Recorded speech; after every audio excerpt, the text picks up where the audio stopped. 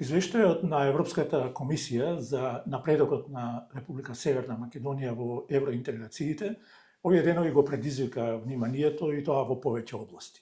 Една на која ќе се осврнеме во ова интервју од серијалот Имаме неколку прашања за вас, се однесува на прашањата кои се однесуваат на родовата еднаквост, генерално на човековите права, но во принцип на родовата еднаквост, сексуалното образование, образованието генерално и правата на останатите лица засегнати со Европската конвенција за човековите права, со стандардите кои се однесуваат на човековите права, а кои што ги практикува Европската унија и кои се залага да ги имплементира и да им ги препорача да ги прифатат и земјите членки кандидати за членство во Европската унија. На оваа тема денеска дојдовме во ХЕРА, Асоциацијата за здравствена едукација и истражување.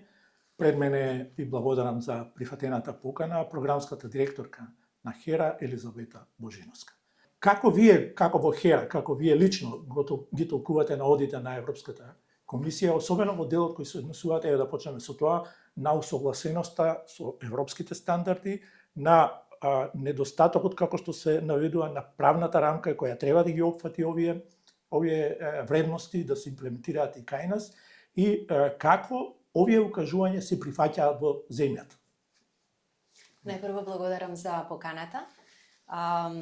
Во однос на извештајот, ќе почнам од второто и како овие укажувања се земаат предвид, за нас навистина е многу важно кога станува збор за европското право, за европските вредности, да ги гледаме малку пошироко низ призмата на нашето живење како граѓани во оваа држава, а извештајот ни е една алатка која што ни дава пресек за тоа каде сме со поглавијата, како одговараме, ни дава оценка која што ни дава и можност да видиме каде може навистина да се подобриме и очекуваме оние кои што се одговорни носат одлуки поврзани со нашите животи, тоа се донесувачите на одлуки, сериозно да ги земат предвид сите оценки кои што ни се дадени во рамките на овој извештај, за да видиме како може да се подобриме. Имајќи предвид дека и земјата има едно политичко комплексно прашање за решавање, ние секој пат викаме покрај тоа прашање нас никој не спречува да перформираме добро, да ги унапредиме сите овие поглавја и подрачја кои што овој извештај ни укажува дека не се добри. Имаме предизвици и може тие европски вредности за кои што разговараме да си ги донесеме дома, ама најпластично кажано, ние викаме европските вредности се поврзани со солидарност, со праведност, се поврзани со секојдневното живење, што значи подобар стандард на граѓаните, што значи живот кој што ни овозможува или држава подобро образование, подобро здравство, подобар, ако може да кажеме, и животна средина, подобар воздух, така што сеопфатно ги гледаме овие аспекти и човековите права и недискриминацијата се разбира дека се еден дел од овие области кои што се нотираат. Во делот на недискриминацијата, дури ние од ХЕРА може да кажеме дека е забележано дека имаме стагнација, меѓутоа во дел од областите ние имаме и уназадување, кој што ни се нема случајно деценија наназад, кога имаме повторно отворање на закони и уназадување во делот на законите.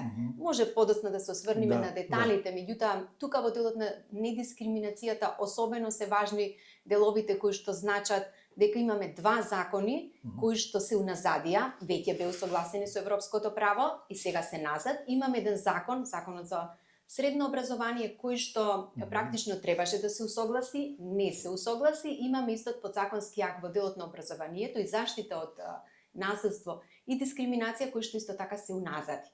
Тоа се вкупно три политики, најмалку кои што се уназадија и еден кој што не се усогласи. И токму затоа оценката во најмала рака е објективна, меѓутоа може да кажеме дури не е толку строга, затоа што имаме уназадување кое што не е баш забележано. И уште еден дел во делот на недискриминацијата особено е важен во институционалната рамка. Ние како држава и сите досегашни извештаи тоа го препозна, имавме добар напредок во однос на независното тело за спречување и заштита од дискриминација.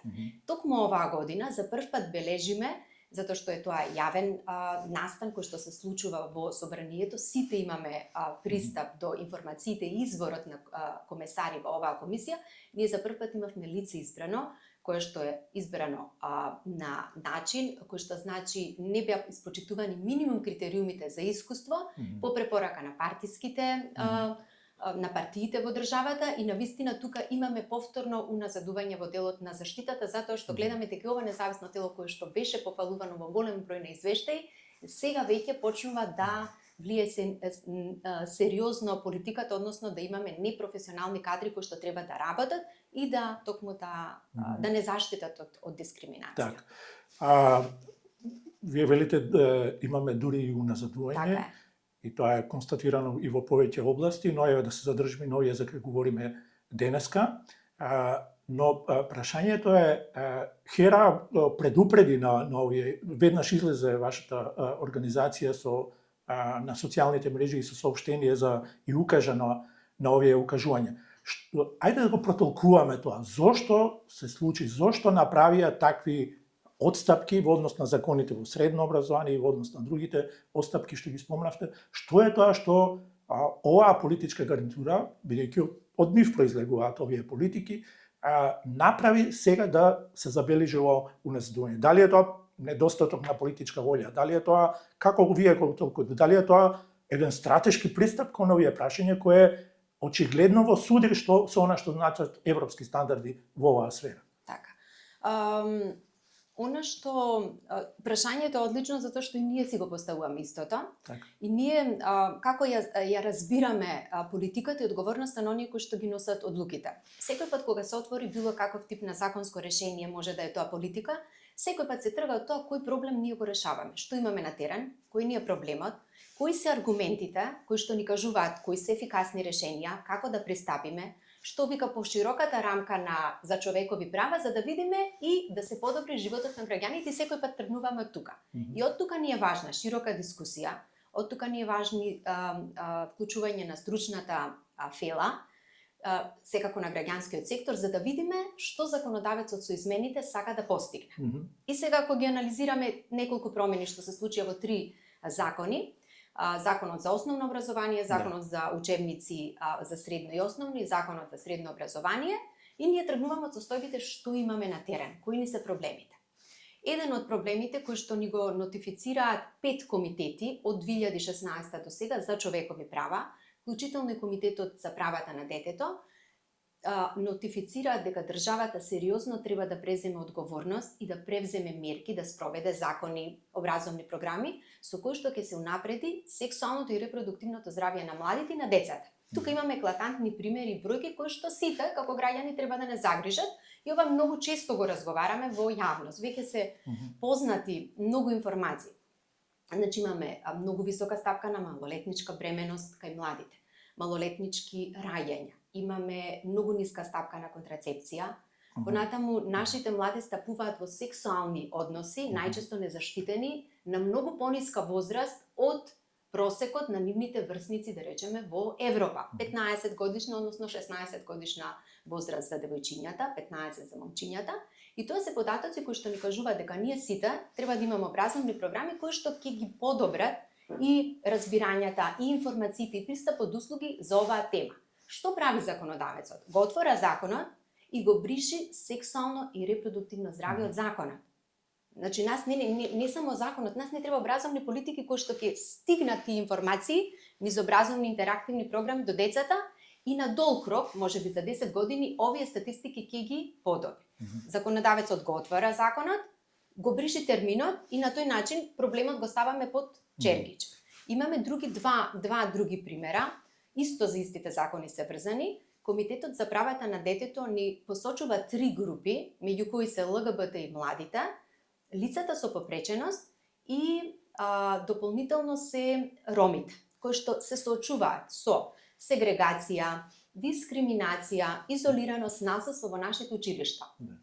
Препораките се дека нашите програми треба да одговорат на овој проблем. Како сите деца, без разлика на различност, треба да ни се вклучени, треба да живеат во добро ментално здравје, треба да го развиваат својот капацитет во училиштата и за тоа ни треба од закон да се симнеме на програма, на обуки на наставници и слично. Што прави законодавецот? Го отвора законот, ги бриши сите основи за антидискриминација кои што постојат во законот за дискриминација и беа во овие закони. Ние ги отвараме, ги бришиме и прашањето е многу едноставно не знаеме зошто не ги решаваме проблемите, ги уназадуваме. И уште еден пример поврзан со овој закон, кој што сите ние на дневно ниво го гледаме кога ќе отвориме весник, дали е тоа медиум, електронски и така натаму. Во делот на насилството ние гледаме постојано примери од врсници како се нападнале, силувања, сексуално насилство, вознемирување на врсничко ниво помеѓу момчиња и девојчиња во однос на менталното здравје. Тука веќе податоците ни се многу поразителни. 15 на 15 годишна возраст имаме момчиња кои што 19% од нив имаат симптоми на депресија, кај девојчињата тоа е двојно повеќе, 51%. Кај ЛГБТ и децата, дури 30% на 15 годишна возраст пријавиле дека имаат суицидални мисли. И во делот на исто ЛГБТ и децата, 74%, тоа е 2/3 од 15 годишниците, кои што кажуваат дека имаат најмалку неколку психосоматски проблеми и симптоми кои што се директно врзани со менталното здравје.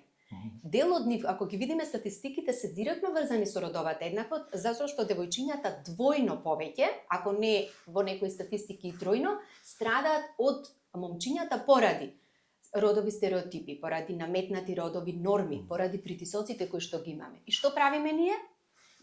Ги отвараме сите закони, ја бришиме родовата еднаквост и завршуваме со сите проблеми. Сите проблеми, не само што не ги унапредуваме, дури во закон да бе, ако не спроведуваме, ако немаме буџети, ако немаме мерки, нема да има поместување. А ние од законот ги бришиме. Да. И затоа викаме овој извештај и ова нотификација дури е блага за она што ни се случи во делот на образованието. Добро, ајде да се обидеме да го протолкуваме зошто тоа така се прави. Зошто ги отвараат и ги бришат законите без да има зад нив некое сериозно објаснување. Дали, еве јас ќе прашам, прво што ми паѓа на памет, дали тоа произлегува од, бидејќи партијата што сега е на власт и што ја предводи владината коалиција, во принцип се декларира како конзервативна партија. Но едно е идеологијата на партијата, а други се бројките за кои вие говорите, кои таа треба да ги види, да ги препознае и да наоѓа решение за нив соодветни на проблемите, а не да ги отвара законите како што вие велите вие да ги брише. Дали во тоа може да се најде во идеологијата? Идеологијата не може да биде пречка затоа што ниту една и десно ориентираните партии се залагаат за здравствена заштита, за да немаме насилство, ментално здравје, сите да бидеме во добра благосостојба, да не се исклучуваат цели едни заедници. Значи идеологијата не може да биде изговор за нешто што значи подобар живот за нашите деца, за нас и сега и за иднина. Значи ние се зборуваме пред се за сегашноста, понатаму за иднината. И не може да има изговор. Ама од друга страна има друго нешто кое што веќе е нотифицирано и минатата година беше нотифицирано овде во овој извештај, исто така се во неколку области се забележува делот со влијанието на оние антидемократски влијанија, кои што ги немаме само кај нас, ние ги имаме во цела Европа, го имаме во регионот, кои што влегуваат во групата на религиозни екстремисти. Тактиките се говор на омраза, дискриминација, не се демократски. Ние не разговараме за решенија. Кој е подобро решение, па и да имаме различно мислење. Ние зборуваме за укинување на цел корпус на права, кои што се укинуваат без никакво образложение. Позадината е тоа дека се врзани со движења кои што не посакуваат прогрес и сакаат навистина да не вратат назад. Сега, што забележуваме? Во парламентот пратениците дури отворено го кажаат тоа, дека овие законски измени се носат под влијание на така наречени групи на родители кои се загрижени за нивните деца. Меѓутоа сите пратеници, па и на локално ниво градоначалници кои што сменија политики, треба да излезат реално, пластично да им се каже на граѓаните што тоа значи. Тоа значи дека децата ќе не бидат дискриминирани, нема реакција на училиште. Дека нема да имаат информации, долго време информации кои што, па мислам дека и нашите баби имале дел од информациите или имале вредност или пристап до здравствена услуга, кое што значи заштита, дека нашите деца тоа го немаат или тоа дека ќе се влошува. Овие бројки ќе се влошуваат со овие политики и мерки. Јас сега ќе признам и ќе кажам дека малце ќе отстапиме од договорениот принт концепт за ова интервју, бидејќи вашите одговори наведуваат на прашање кој признавам се малце посуштински од она што сакам да ја прашам и што е генерално врзано за извештајот на Европската унија. Но ова многу вашите одговори навлегуваат во суштински прашања и затоа сакам да продолжам во таа насока. Дали ова што во последниот одговор што го кажавте, може да се толкува, вие рековте дека пратениците во собранието биле под влијание на одредени групи родители или што и да е. Но дали е тоа оправдување, бидејќи политичките елити, ако се елити, треба да предводат и треба да им укажат на граѓаните, на заинтересираните групи, на лобистите, ако има такви, дека тие политики што они ги предлагаат не се во согласност со она што значи европски стандарди, светски стандарди и најмногу со она што значи здравјето, недискриминацијата на децата, на граѓаните и така натаму. Дали отстапуваат, дали се повлекуваат пред притисокот на ова и дали е тоа оправдување да се, како се вели тоа, да ги прифатат или да им импонираат на граѓаните кои се нивно гласачко тело. Така. Секако изговор не сме да има, никаков изговор, особено што и ние секој пат повикуваме на тоа, повикуваме на аргументи. Имаме доста докази и повикуваме на тоа што значи решение, па макар и дебата. Овие групи не нудат решенија, нема да ги видите да понудат решение што правиме со насилството. Нема да понудат решение што правиме со менталното здравје затоа што проблем имаме. Кое е решението? Ние исто бараме решенија. Хајде да видиме како општество со консензус, со докази кои се најефективните решенија и да ги ставиме. Она што беше искористено и во текот на овие избори, локалните, посебно локалните, меѓутоа и минато годишните избори на национално ниво, дека дел од овие групи беа искористени за мобилизација на гласачко тело. И што е најважно? Најважно е, затоа што е многу тешко, реално, ако ние гледаме и по извештајот, ние треба да засукаме ракави и да се фатиме за работа многу сериозна. Ако сакаме да имаме поместување, тоа бара буџети, тоа бара програми, тоа бара ресурси, луѓе што ќе работат, долго време што ќе работат, неколку години, 5-10, па да еволуираме дали ние сме помрднали. Сега, во отсуство на вистинска волја ние да промениме нешто, најлесно популистички да се врзиме со вакви групи, да избришиме закони, политики, да кажеме, готово сега го спасивме на населението од родова еднаквост. Ама кога пластично ние разговараме, затоа што имавме политики, исто така на локално ниво, што беа сменети од родова еднаквост на еднакви можности за мажите и жени. Да, тоа сакав да ве прашам и тоа е добро објаснување да ја направиме таа разлика за сватат оние на кои им се обраќаме и преку овој интервју, што всушност се направило со оваа игра на зборови, ако можем најблаго така да ја наречем. Така, и тоа е триумфално се излезе и се кажа на гласачите, на населението, на граѓаните, ние се ослободивме од родовата еднаквост, сега имаме еднакви можности за мажите и жените. Да. Што тоа значи во суштина? Наместо да се разговара, или викаме ние бегаме од проблемот, или може и сење магла слободно да кажам да е, кога навистина ние имаме статистики што се алармантни и ние зборуваме за се освен слонот во собата. Тоа значи дека градоначалниците треба да ги отворат прашањата за јавен превоз, например, како жените од руралните средини, кои што најчесто и немаат возило, не поседуваат, може да дојдат до градска средина да работат. Тоа е прашање на родова еднаквост. Прашање на родова еднаквост е како да и национално и на локално ниво, како ние да се справиме со тоа што ни се случува со жените и тоа што 50% од жените ни се надвор од пазарот на трудот. Тоа е огромен потенцијал, ние како земја што го губиме. Ние допрва веројатно и ќе увезуваме други работници од странство, не ги користиме ресурсите кои што ги имаме, а половина население нас ни е надвор од пазарот на трудот. Што треба да мислат градоначалниците или оние кои што се на власт? Како до подобри програми за економско вклучување на жените. Ама за тоа да се реши, ние треба да инвестираме во систем на социјална заштита. Да имаме повеќе градинки, каде жените кои што најчесто се грижат за децата, може да ги остават децата. Да имаме повеќе сервиси за стари лица, старечки домови, за да може жените, затоа што товарот е кај нив, кои што се грижат за овие лица, да може да бидат вклучени во пазарот на трудот. Значи, ние имаме бројни мерки за кои што ние треба да дискутираме. Ама затоа што нема волја да се дискутира, затоа што тоа бара на вистина посветеност и ресурски програми, ние во моментов зборуваме за нешто кое што е абстракција. А во суштина проблемите се бројни. Насилство на жени. Кој е најмногу афектиран? 80% се жените. Што треба како држава на локално ниво и на национално? Сервиси. Цел систем да поставиме. И затоа викаме родовата еднаквост не станува збор за тоа дека мажите и жените треба да имаат еднакви можности. Ние ги имаме еднаквите можности сега. Нас ни треба пристап до ресурси, нас ни треба одговорност во кој што разликите кои што ги имаме како мажи и како жени треба да се изедначат. Значи, ако имаме различна стартна позиција, нас ни требаат мерки да ни изедначат. Да. И тука имаме бројни, може да се осврнеме подоцна, бројни индикатори кои што ни кажуваат дека ние со родовата еднаквост имаме проблем. Жените ни се надвор од пазарот на трудот, жените ни се надвор од политика, надвор од местата каде што се одлучува. Жените ни се несразмерно погодени од насилство. Значи, бројни мерки кои што за кои што ние во суштина треба да дебатираме. Так.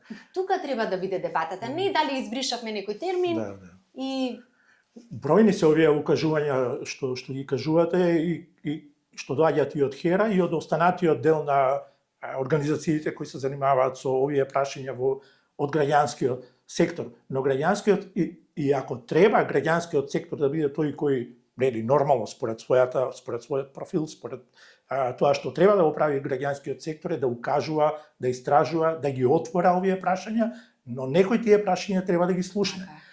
Една од забелешките во извештајот е дека нема таква соработка со граѓанскиот сектор. Не е прашање само дали државата, иако и тоа е сериозно прашање, дали им дава доволно средства, дали ги поддржува финансиски, логистички и така натаму. Но прашањето многу поважно и како што произлегува од вашите одговори што го нема фидбекот, ја нема комуникацијата со граѓанскиот сектор за овие прашања. Тоа е исто така како тоа HERA го толкува. Исто бараме и трагаме по одговори. Да. Во однос на тоа што е предизвик и што може да се промени.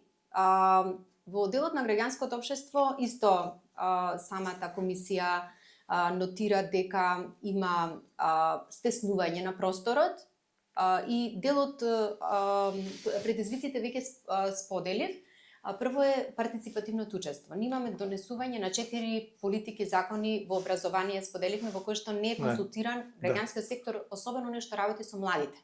Младите луѓе нас не ни се консултирани, а тоа е минимум кој што треба да се направи во односење на еден закон. Зборуваме за дебата. А друго е дали и што ќе се прифати од аргументите во дебатата. Тоа е веќе второ ниво. И тоа е сериозно, оваа година ни покажа дека со тоа имаме проблем. Донесовме и други закони во собранието, не се само ови, имавме закон за верски училишта, во кои што задираат до секуларниот карактер на државата, исто немаше никаква јавна дискусија, ниту па граѓанскиот сектор беше вклучен. Тоа е еден од аспектите. Изминатите години комисијата го наведуваше советот и блокадата, советот за соработка на граѓанското општество со владата. И сега тука имаме поместување за волја на вистината, овој совет се воспостави и почна да функционира. Она што сега ќе го следиме е ефективноста за тоа еве овој диалог како се одвива. Ние може да имаме совет, ама во пракса имаме закони кои што се носат целосно од безпартиципативно учество. На последната седница на советот, тоа мислам дека беше минатата недела, се дискутираше токму за извештајот кој што се однесува на процесот на финансирање на граѓанските организации од страна на државата и тука исто има замерки самата комисија, во кој што има бројни аспекти, извештајот е јавно достапен, може да се погледни, за тоа колку ние треба да се унапредиме како земја во делот на транспарентност, во делот на методологија која што ќе биде објективна, која што ќе биде мерит, значи она што ќе се бодува треба да биде аргументирано од сите институции кои што се вклучени во процесот. Во овој извештај ќе видите вие сериозни отстапки во делот на бодувањето, како институциите бодуваат, како се аргументира како граѓанскиот сектор и тука гледаме влијанија кои што не смеат да се случуваат во процес во кој што толку јавно се следи. Ова е нешто што го следиме. Може да замислиме што се случува за сите процеси за затворени врати, ако процеси кои што толку блиску се мониторираат, ние имаме еклатантни примери кои што кажуваат на недостатоци и многу поважно е исто така делот со континуираните напади на граѓанските активисти на онлайн медиумите. Тоа исто е нотирано. Тоа е, ајде за тоа, да продолжиме понатаму. Говорот на образа исто така е нотиран и особено ова што го кажувате, особено насочен кон бранителките на човековите права во Македонија и нели, особено на онлайн просторот и во медиумите и така натаму, и тоа е една сериозен недостаток и укажува, ајде така да кажам, на зрелоста на општеството во однос на овие прашања. Така е. Кои се мерките, што вие препорачувате во однос на овие прашања? Прв пат имаме ваква забелешка, толку јасно изразена и не е случајна. Не е случајна затоа што групите кои што ги споделив, кои што се антидемократски и кои што се влезени во сами цел регион, прво една од темите низ кои што влегуваат е родовата еднаквост. Тоа е одличен влез за мобилизација во која што во суштина има целосно антидемократска, анти-ЕУ, ако сакате, програма и агенда. И затоа се наведени бранителките на човековите права, токму ги напаѓаат голем број на активистки, а се најдува во извештајот затоа што тоа се истите групи со кои што нашите пратеници седнуваат на маса и дискутираат за закони.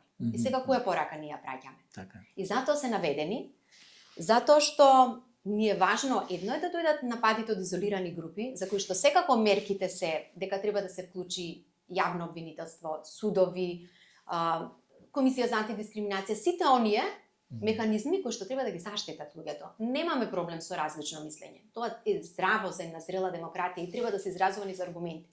Но во моментот кога имаме насилство, напади, повици со лични имиња, презимења, фотографии, тоа трае континуирано, ама сега е засилено, затоа што имаме структури од власта кои што се соучесници.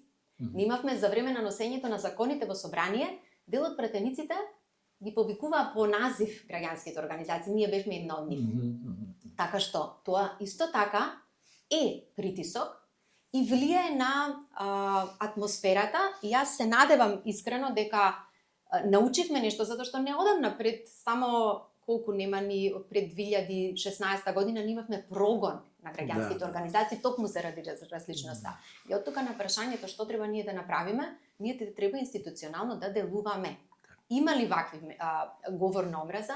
Ние и пратениците, и власта, и сите јавни личности имаат одговорност да постават пример како се дебатира и до кои се границите во зрела демократија. Ова е демократски, ќе дискутираме, ќе аргументираме колку и да треба за решенија. Но во моментот кога се прекршуваат овие закони за кои што зборуваме, мора да се постапи по нив и да се санкционира. Затоа што не бевме само ние, посочени се и новинарките, кои што се исто така напаѓани несразмерно онлайн. И токму со говор на омраза, со дискриминација, тоа не е случај кај новинарите. Сакам да кажам дека тука треба сериозно да се влијае, затоа што ова е примерот за младите. Ова е пример како токсична комуникација онлайн изгледа. И се ние треба да дадеме пример како не треба да изгледа и како да поттикнеме дебата, ама при тоа некој да не биде линчуван. И некој кога се зборува за овие прашања, нема да недостасува од страна на институциите, представниците на институциите, дека усвоиле закони, дека имаат стратегии, дека имаат препораки и така натаму. И навистина на хартија тоа е така. Но имплементацијата тоа што кажувате вие очигледно недостасува, очигледно не се имплементираат и не се спроведуваат. Еве што тука да се направи за да се укаже. И кога го поставам прашањето, ќе ми простите, ми се чини дека залудно го поставувам. Не знам дали треба така и како новинар да си дозволам, но сме доведени во таква една ситуација да гледаме една безизлезност во однос на овие прашања. Во однос на и безизлезноста и апатија која што многу природно доаѓа кај граѓаните кога се гледа дека навистина наместо да се унапредиме, се уназадуваме, или пак имаме закони кои што може да се лист хартија затоа што не се спроведуваат на терен. Она што е наше е постојано да навистина да информираме за одговорноста на оние кои што треба да ги спроведат политиките, кои што располагаат со многу големи буџети, кои располагаат со сите можни средства, тоа од хартија да се преточи во подобар живот на граѓаните. Родовата има нотифицирано дека и стратегијата за родова еднаквост, например, има дека недостасува имплементација. И ние треба да ги повикуваме на одговорност политичарите, многу пати во овој разговор споделив, во пластична смисла, во реална смисла што тие закони значат и како да ги спроведат. Пример, навистина ние имаме многу стратегии. Навистина имаме многу хартија која што ако се спроведи делимично ќе го подобри животот. Кај родовата еднаквост конкретно имаме забелешка дека немаме имплементација. И сега родовата еднаквост исто треба да ја мериме екзактно. Например, неодамно имавме избори. Зборуваме за учество на жените во политика. 5%, дури тоа е двоен напредок, претходно 2 имавме проценти, имаме жени градоначалнички на вклучени сега во моментов. Жените во влада ни се 13%. во заменици министри само 10%. Во другите области, каде што се спроведуваат овие политики, здравство, например, ако мнозинство од жените се вработени во овој сектор, над 70%, раководители или директори во здравствени институции имаме 30%. На локално ниво, ако се спуштиме, само 8% од жените не се директорки на јавни институции. Так. И сега во пракса што тоа значи? Ние прво ги немаме жените кои што треба да ги спроведуваат конкретните политики, затоа што едно е дека ние треба најмалце 50% да не се жени, затоа што сме толку како население, да.